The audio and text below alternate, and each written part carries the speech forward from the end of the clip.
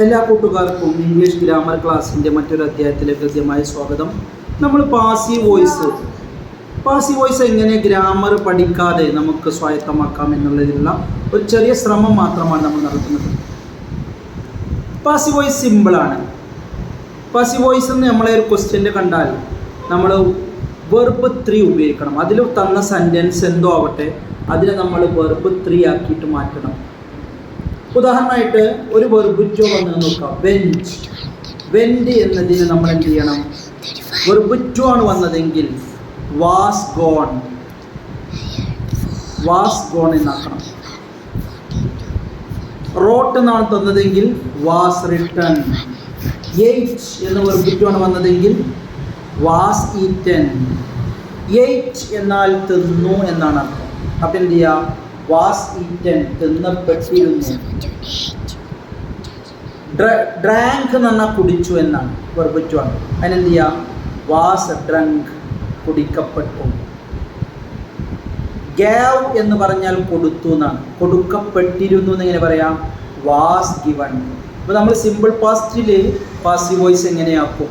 Simple past പറഞ്ഞാൽ verb two, drank, ate, walked, ran, thought, brought, ഇതൊക്കെ verb two ആണ്. ഇതിൻ്റെ കൂടെയൊക്കെ was plus verb 3. Was given, കൊടുക്കപ്പെട്ടിരുന്നു. വാസ് ഫേസ്ഡ്, നേരിട്ടിരുന്നു. വാസ് ഡ്രങ്ക്, കുടിക്കപ്പെട്ടിരുന്നു. വാസ് കോൾഡ്, വിളിക്കപ്പെട്ടിരുന്നു. ഇനി നമ്മൾ സെൻറ്റൻസിൽ വാസും INGയും കണ്ടാൽ എന്ത് ചെയ്യണം? ING ഉള്ള ഏത് സെൻറ്റൻസും പാസീവ് ആക്കുമ്പോൾ ബീയിങ് എന്ന ഒരാൾ വരും. ആരാ? BEING. ഉദാഹരണമായിട്ട് വാസ് ബീയിങ് ഗോൺ, പോകപ്പെട്ടുകൊണ്ടിരുന്നു. വാസ് ബീയിങ് ഗിവൺ, നൽകപ്പെട്ടുകൊണ്ടിരുന്നു. വാസ് ബീയിങ് കോൾഡ്, വിളിക്കപ്പെട്ടിരുന്നു. അപ്പോൾ ഏതെങ്കിലും സെൻറ്റൻസിൽ ING വന്നാൽ ആ INGയെ വെട്ടിയിട്ട് ആ വെർബിനെ വെർബ് 3 ആക്കി ബീയിങ് ചേർക്കണം കേട്ടോ. ഉദാഹരണമായിട്ട് വാസ് ബീയിങ് റിട്ടൺ, എഴുതപ്പെട്ടുകൊണ്ടിരുന്നു. ഇനി ഒരു സെൻറ്റൻസിൽ ഹാഡ് കണ്ടു. ഹാഡും ഹാസും ഹാവും ഒക്കെ വന്നാൽ പാസീവ് ആക്കുമ്പോൾ എന്ത് ചെയ്താൽ മതി?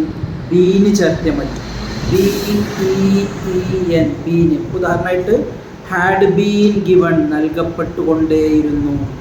ഹാഡ് ബീൻ കോൾഡ്, വിളിക്കപ്പെട്ടുകൊണ്ടേയിരുന്നു.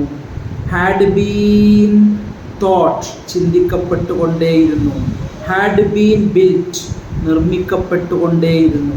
ഹാഡ് ബീൻ റൂൾഡ്, ഭരണം നടത്തിക്കൊണ്ടേയിരുന്നു.